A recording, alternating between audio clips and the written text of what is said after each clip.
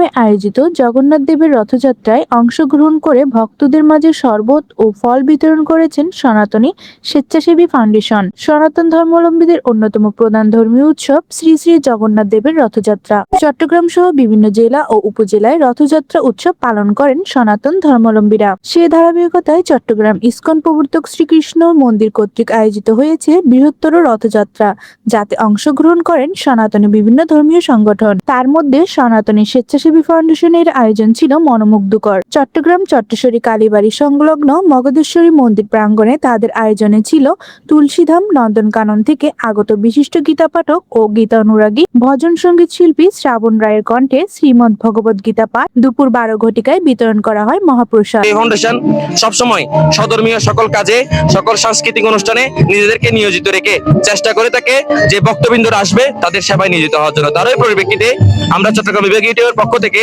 আজকে প্রসাদ সেবা এবং র্যালিতে যে জল সেবা, শরবত সেবা এবং ফল সেবা আমরা রাখার চেষ্টা করেছি।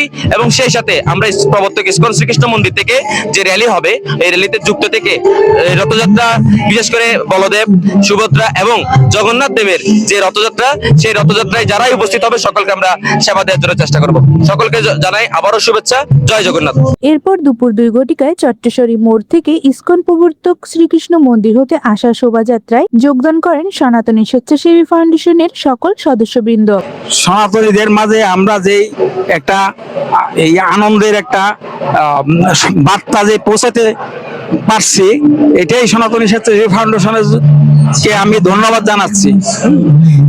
আর দ্বিতীয়ত হলো, আমরা এই যে অন্যান্য বছরের ন্যায় এবারও শুরু করেছি। অন্য বছরের তুলনায় আমার মনে হয় এবছর আরো ব্যাপক পর্যায়ে আমরা এই অনুষ্ঠানটা করতে পারতেছি সবার সহযোগিতার কারণে।